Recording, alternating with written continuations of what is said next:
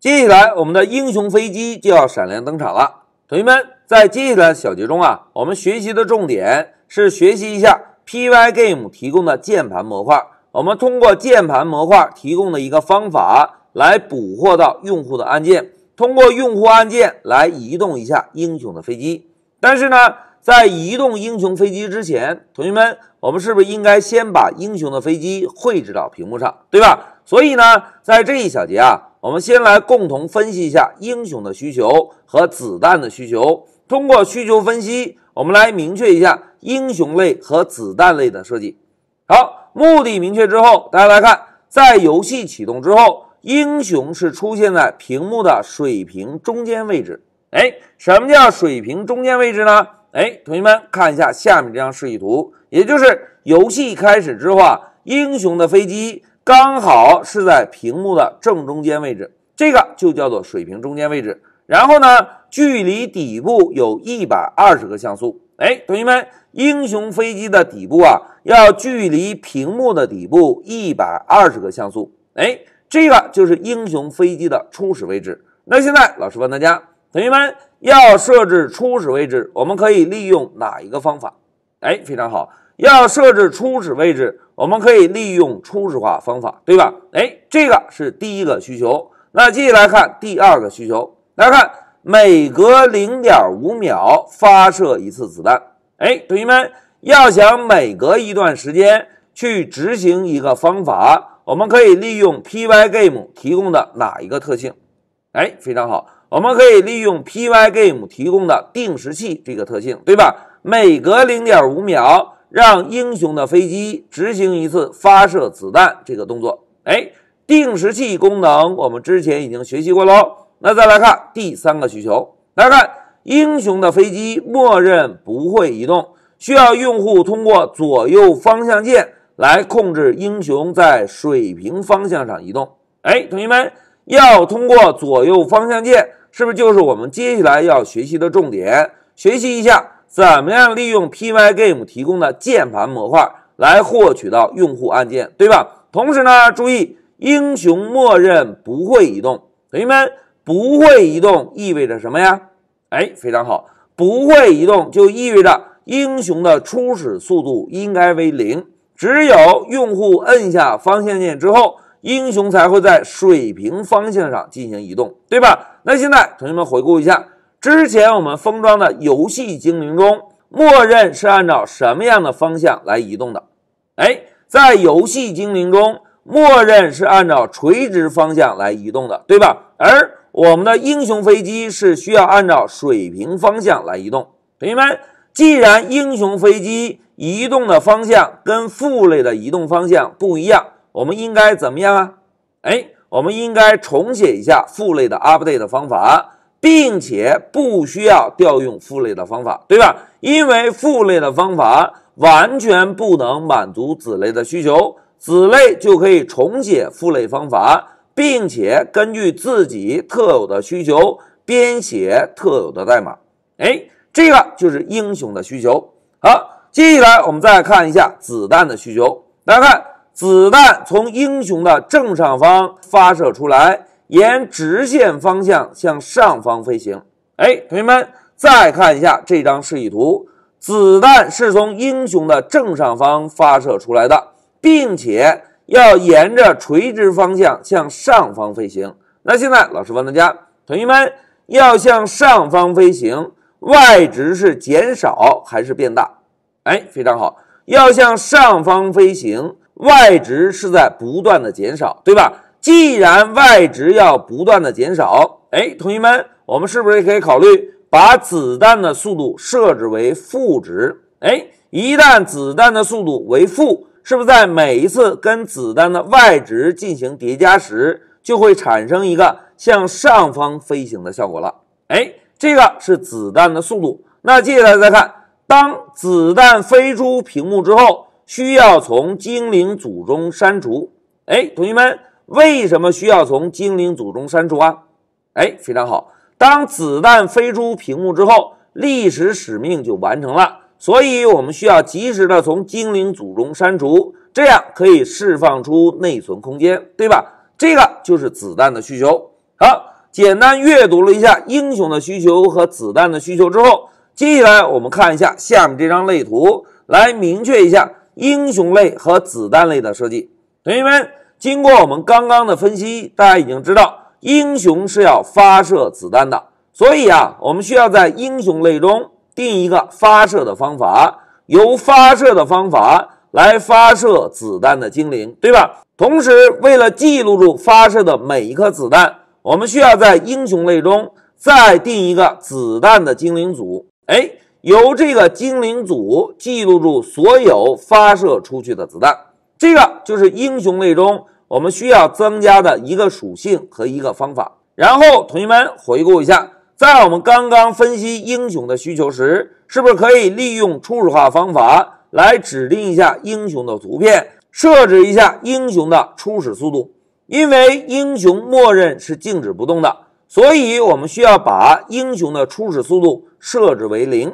同时呢，我们还需要在初始化方法中定一个子弹的精灵组，这个精灵组就专门用来保存已经发射出去的子弹精灵。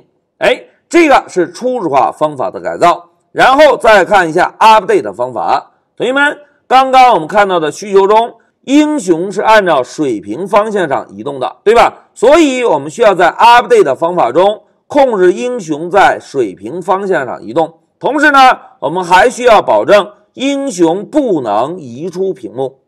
一旦移出了屏幕，是不是感觉就怪怪的，对吧？所以无论怎么样左右的移动英雄都要保持在屏幕的内部显示。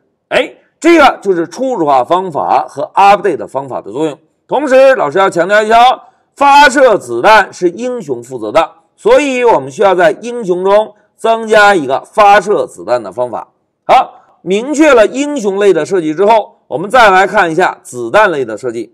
同学们，在子弹类的初始化方法中，我们是不是可以指定一下子弹的显示图像，并且设置一下子弹的速度，对吧？刚刚老师介绍过，子弹要向上方飞行，我们可以把子弹的速度设置成什么呀？我们可以把子弹的速度设置成一个负值，设置成负值之后，子弹就可以向上方飞行了，对吧？譬如我们把子弹的初始速度设置成-2，子弹就会沿着垂直方向向上方飞行了。同时呢，我们需要对子弹的 update 方法进行一个扩展，判断一下，当子弹飞出屏幕之后，我们需要把子弹从精灵组中删除。这个就是子弹类的设计。好，讲到这里，老师就跟同学们先分析了一下英雄的需求以及子弹的需求，并且明确了一下英雄类的设计和子弹类的设计。那在我们下一步开始编写代码之前，老师先暂停一下视频。接下来我们就准备一下英雄类。同学们，在这一小节，我们就在飞机精灵这个 Python 模块中新建一个英雄的类，然后在初始化方法中指定一下英雄的图片，设置一下英雄的初始速度，并且指定一下英雄的初始位置。来，让我们回到 Pycharm。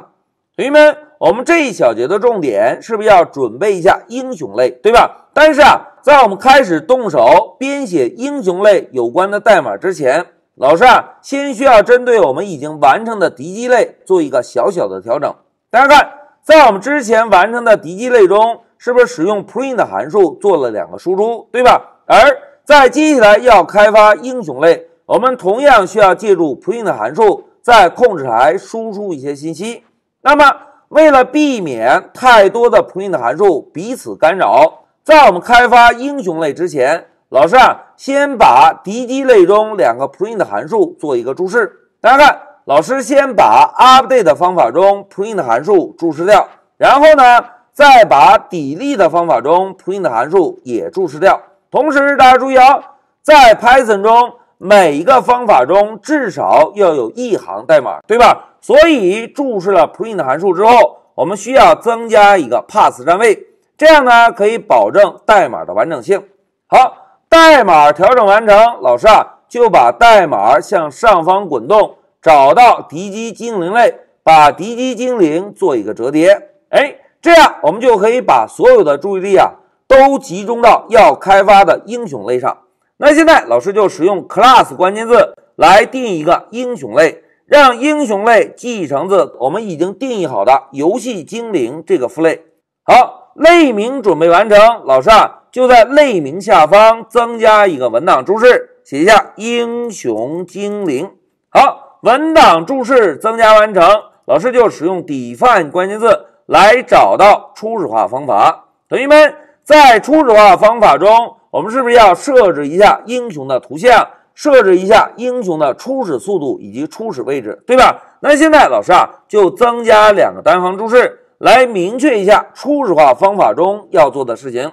大家看，第一步我们调用父类方法设置 image 和速度。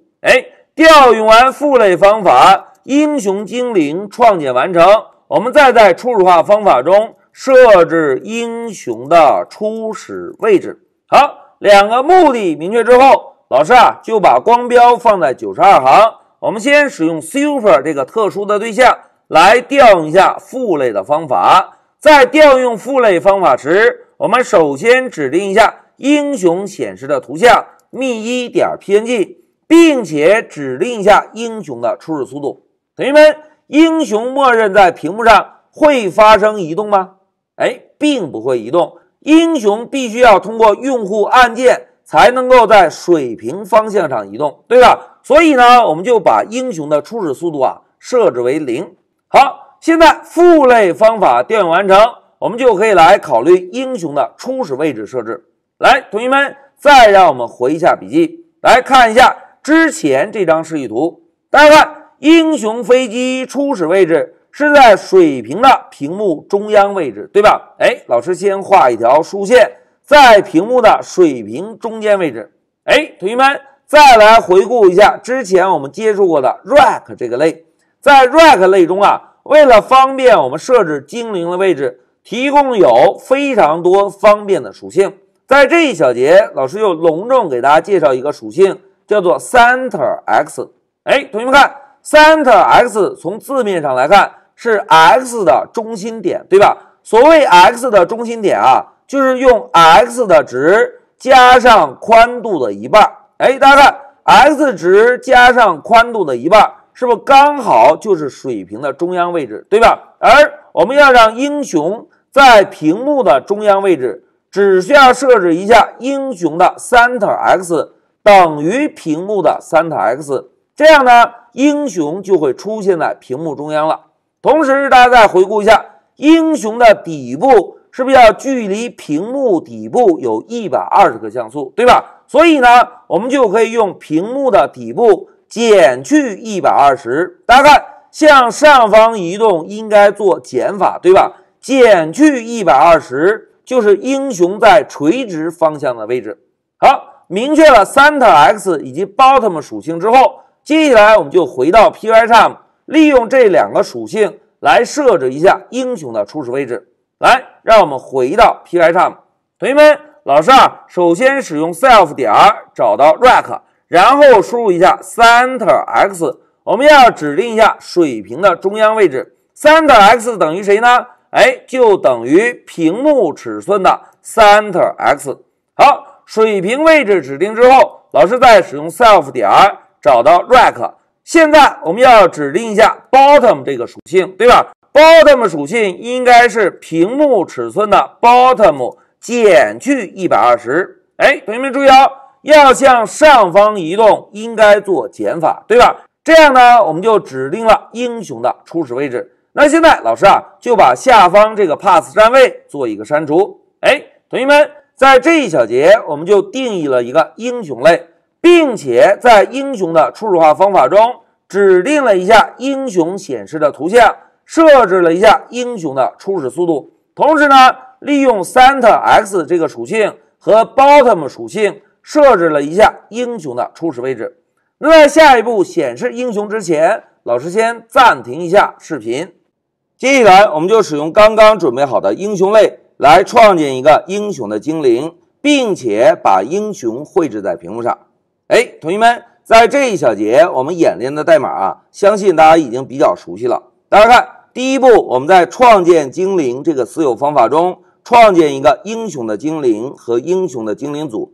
当精灵和精灵组准备就绪之后，我们就在更新精灵这个方法中，让英雄的精灵组调用一下更新和绘制的方法就可以。但是呢，在这一小节我们演练的代码有一个细节是需要注意的。大家看，作为飞机大战这个游戏，是不是要判断一下英雄的飞机是否被敌机碰撞，对吧？一旦英雄碰撞到敌机会怎样？一旦英雄碰撞到敌机，英雄就会牺牲了。所以在我们这一小节演练的代码中，需要把英雄单独定义成属性。注意要把英雄单独定义成属性，我们才能够在其他方法中直接使用英雄这个对象，对吧？好，需要把英雄单独定义成属性，老师强调之后，接下来就让我们回到 Pycharm 来实现一下代码。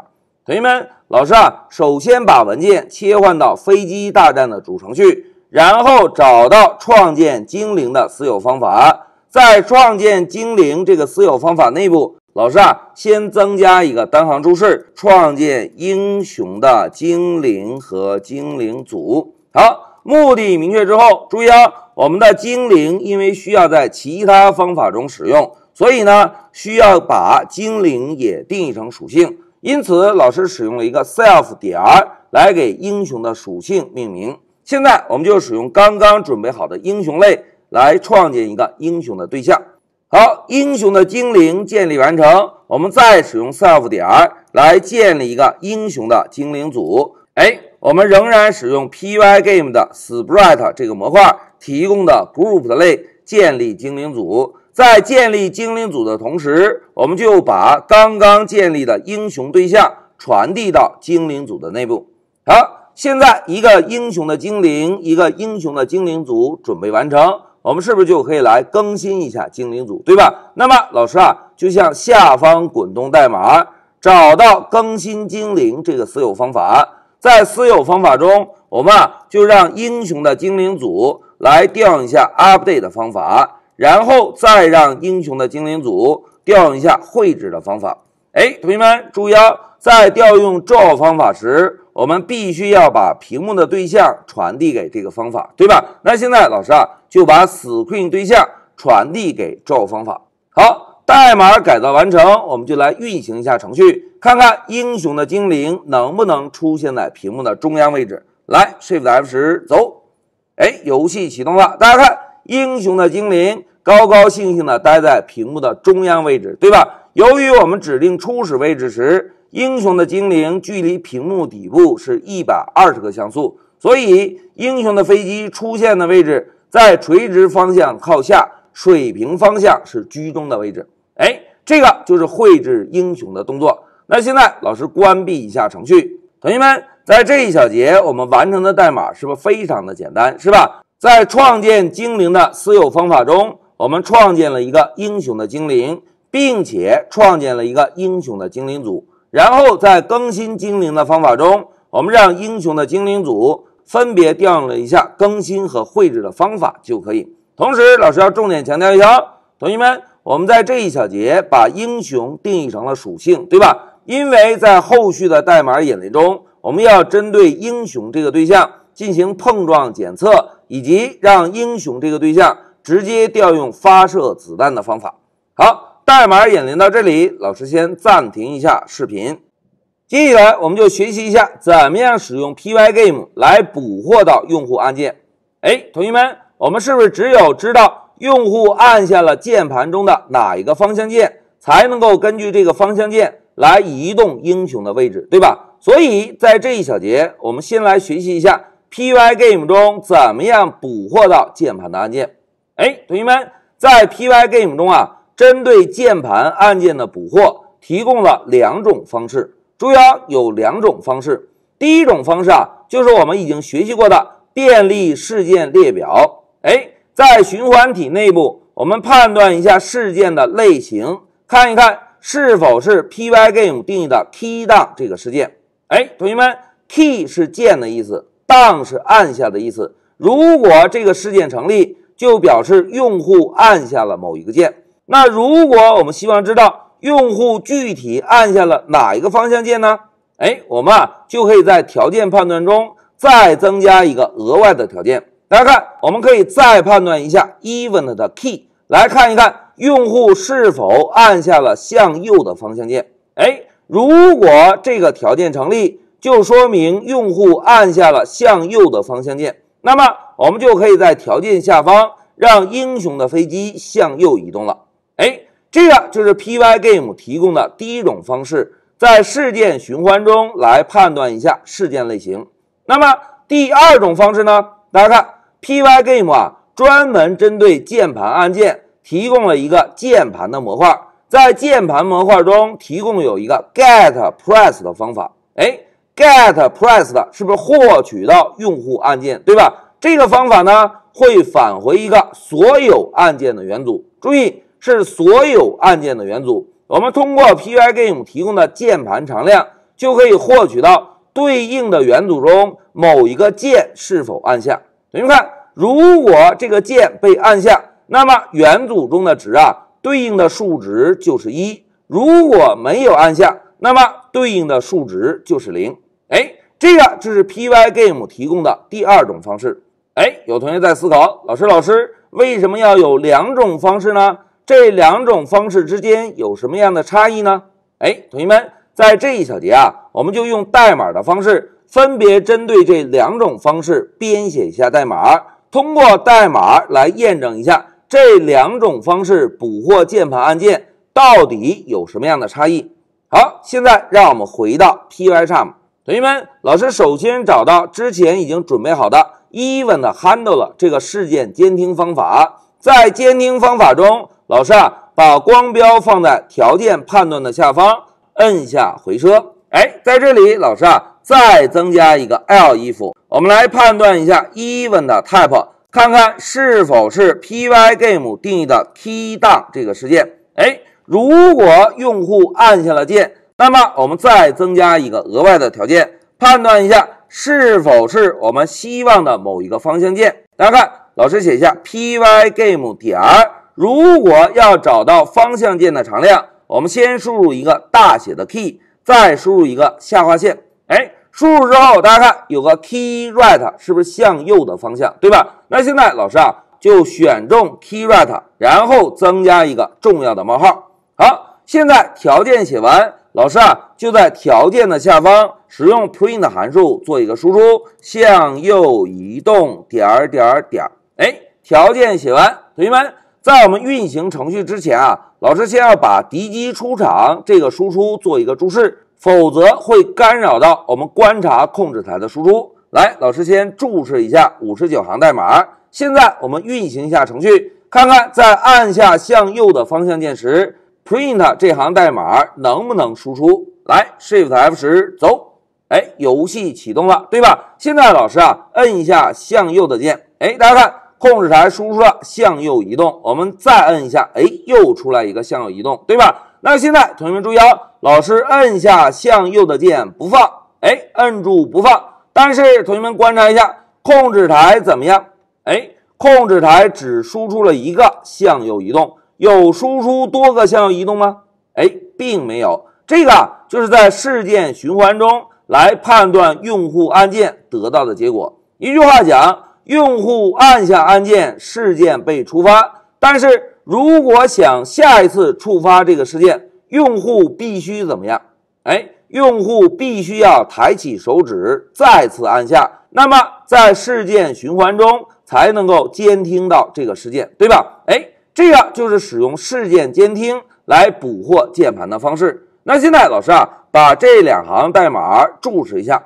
同学们，刚刚老师给大家介绍过，在 Pygame 中针对键盘捕获有几种方式有两种方式，对吧？那现在老师就来尝试一下第二种方式。注意，老师的光标需要跟 for 循环对齐，对吧？在这里老师增加一个单行注释。现在我们使用键盘提供的方法获取键盘按键。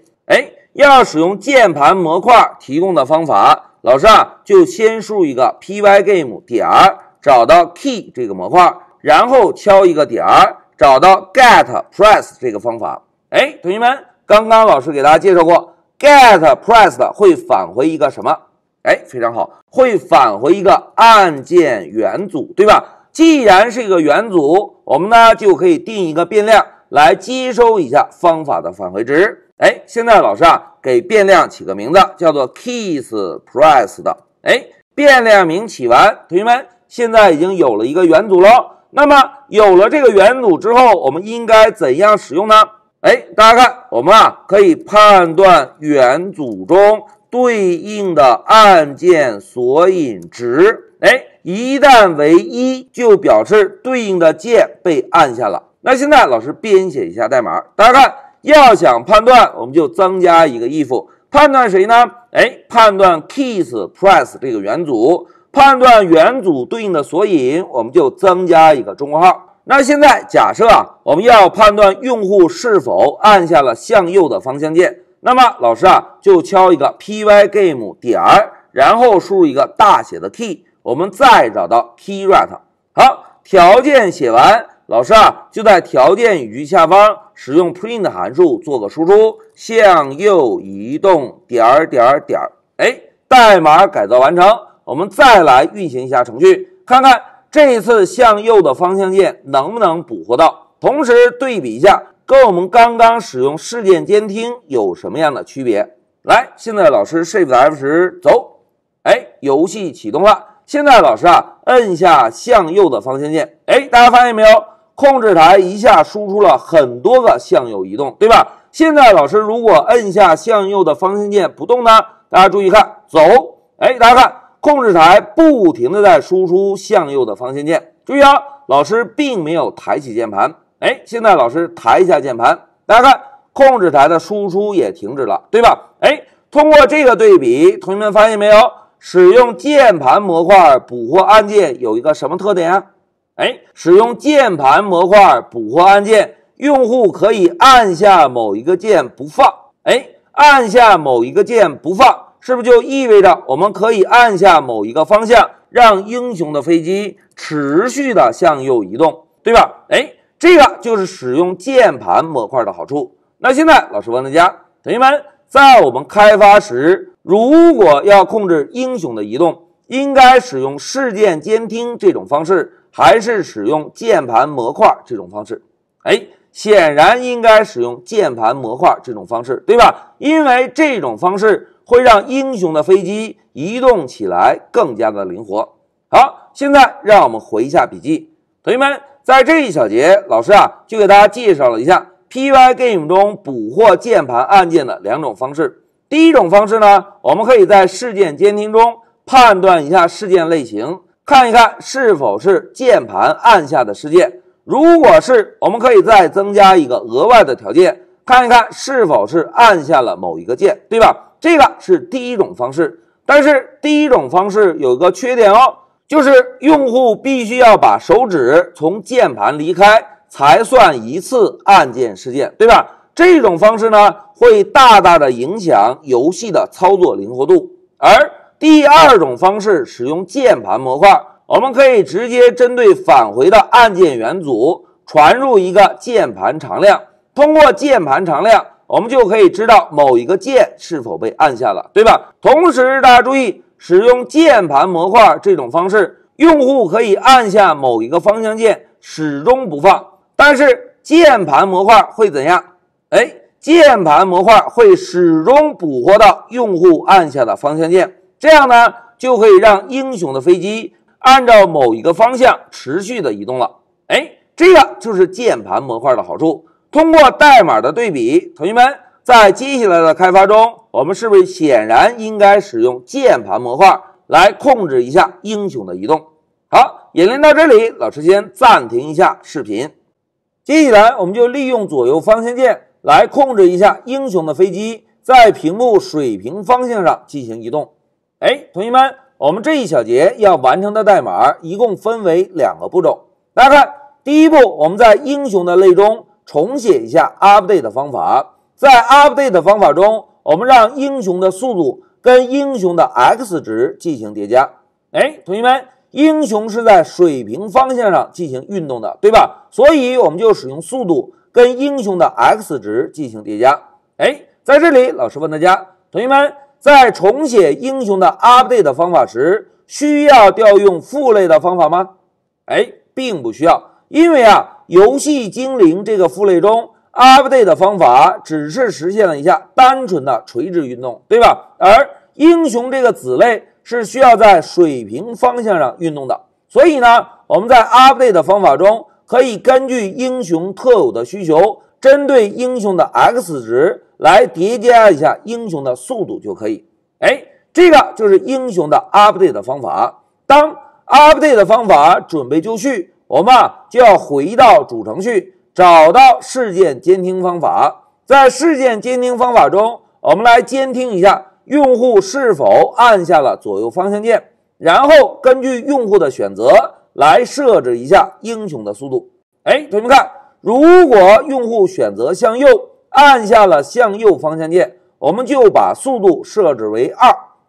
2是一个正数，对吧？大家看，用一个正数跟 x 进行叠加， x 是不是越来越大？ x 越来越大，英雄的飞机就会向屏幕的右侧移动。而用户按下了向左的方向键呢，我们就把速度设置为一个负数。同学们，用一个负数跟 x 叠加，是不是会让 x 值越来越小？x 值越来越小，就会让英雄的飞机向屏幕的左侧不断移动。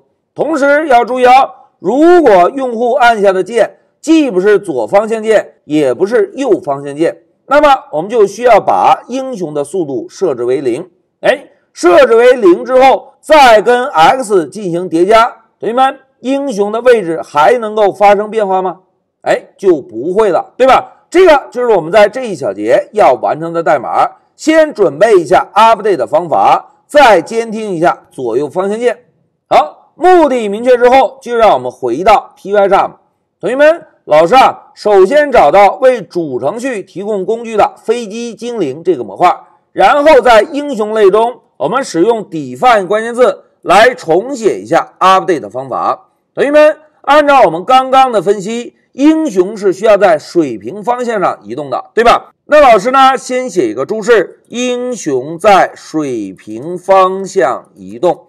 同学们，要让英雄在水平方向移动，我们是不是可以使用 self 点找到英雄的 rect 属性，然后再通过点找到 x 属性？因为我们把 x 属性做了修改，就能够让英雄在水平方向上发生移动了，对吧？现在老师用一个加等于，我们让英雄的 x 跟英雄的速度做一个叠加。update 方法改造完成。现在我们就可以回到主程序来监听一下用户的按键。来，老师切换一下文件。回到主程序之后，大家看，在上一小节，老师已经利用键盘模块监听到用户按下了向右的方向键，对吧？同学们，按照我们刚刚的分析，用户按下向右的方向键，我们需要做什么呀？我们需要修改一下英雄的速度，对吧？那现在老师就使用 self 点找到英雄的对象，然后修改一下英雄的速度。同学们，向右移动应该把速度设置为正还是设置为负？应该设置为正，对吧？那在这里老师先输入一个数字1。好，把英雄的速度设置为正值，紧接着就在条件判断下方，我们再使用 elif 来判断一下用户是否按下了左方向键。同学们，老师同样使用 Pygame 点然后输入一个大写的 K，再输一个下划线，然后找到 left 这个常量。因为我们现在要判断的是用户是否按下了左方向键，对吧？那如果条件成立，我们是不是应该修改一下英雄这个对象的速度？如果用户希望向左移动，我们就把英雄的速度设置为-1。设置完成。同学们不要忘记如果用户按下的是其他键，我们应该怎么样？我们应该把英雄的速度设置为0。设置为0之后，英雄就不会发生移动了，对吧？那现在老师选中 speed 这个属性，然后设置一个数字0。好，代码改造完成。同学们，现在老师就运行一下程序，看看现在能不能通过左右方向键来控制英雄的移动。来 Shift F10 走，游戏启动了。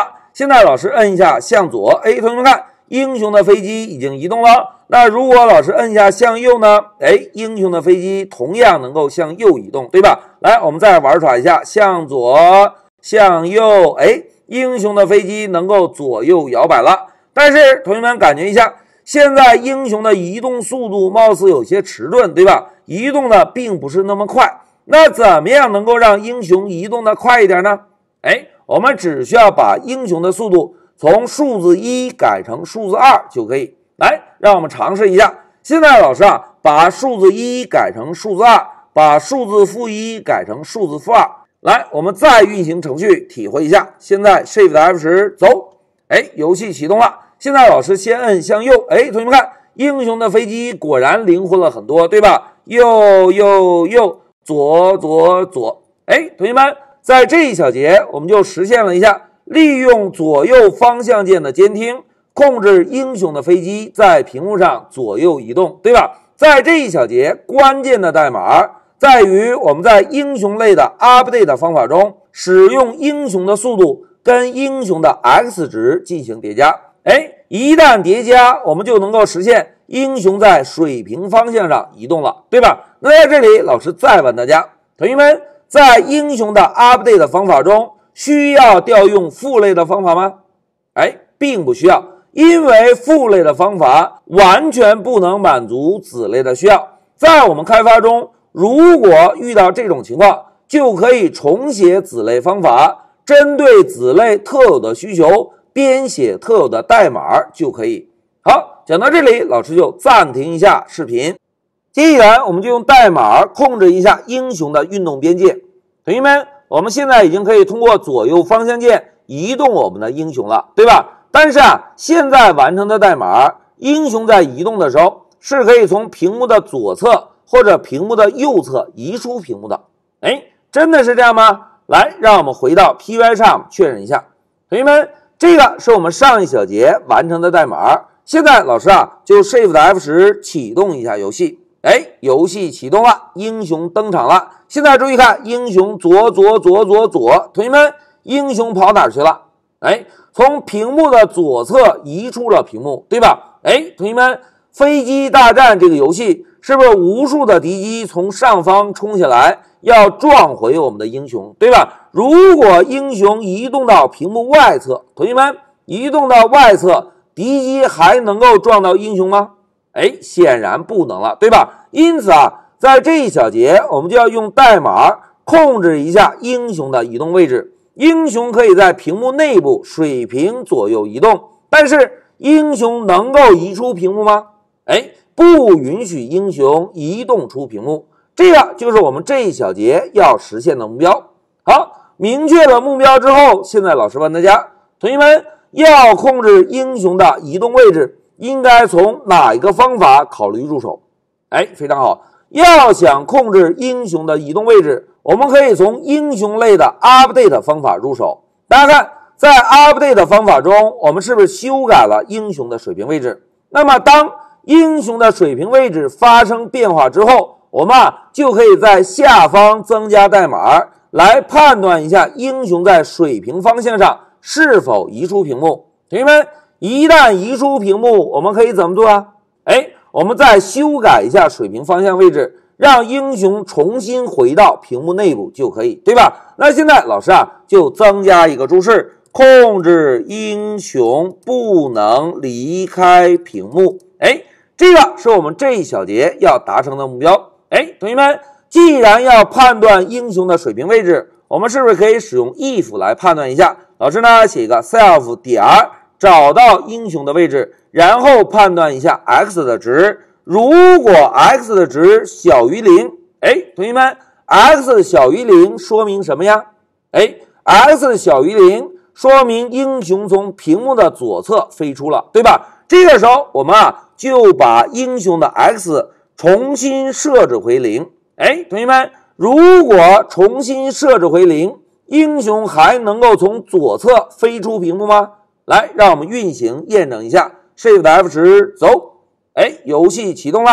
现在老师啊，向左，向左，再向左。哎，同学们看，现在向左还能够移出屏幕吗？哎，就不能了，对吧？因为啊，我们在 update 方法中增加了一个条件判断，如果水平位置小于0，就表示已经离开了屏幕。这个时候呢，我们把水平位置直接再设置回0，英雄是不是就无法飞出屏幕了？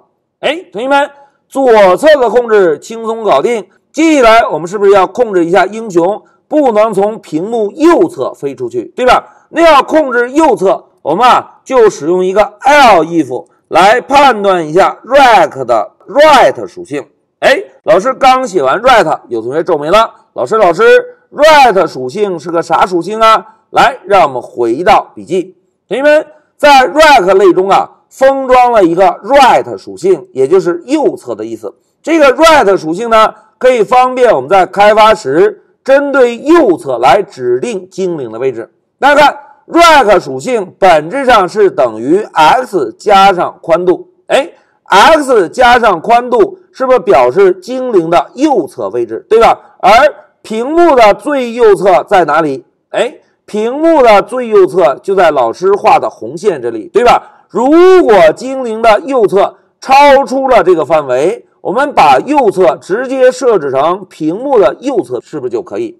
哎，理解了 right 属性之后，接下来让我们回到 Pycharm， 把代码继续完成一下。同学们看，刚刚老师增加了一个条件，判断英雄的右侧。哎，英雄的右侧能够大于屏幕的右侧吗？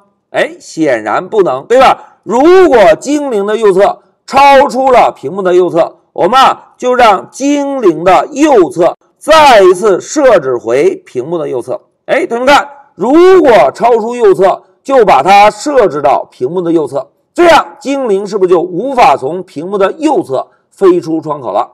好，代码调整完成，我们再来运行一下程序，看看这次英雄能不能从屏幕的右侧飞出去。来，现在 Shift F10走，哎，游戏启动了。老师向右，向右，再向右。哎，同学们看，现在向右移动，还能够让英雄从右侧飞出去吗？哎，就不能了，对吧？现在老师停止一下程序。同学们，在这一小节，我们就利用 update 的方法控制了一下英雄的移动边界。一句话讲，当精灵的水平位置发生变化之后，我们先判断一下是否从屏幕的左侧飞出去。如果从屏幕左侧飞出，我们就把精灵的 x 值设成0，这样英雄就无法从左侧飞出了，对吧？紧接着我们再针对英雄的右侧做了一个判断，判断是否超出了屏幕右侧。一旦超出，我们就把英雄的右侧设置为屏幕的右侧，这样英雄就没有办法从屏幕右侧飞出去了。哎，这个就是针对英雄的边界控制。好，讲到这里，老师就暂停一下视频。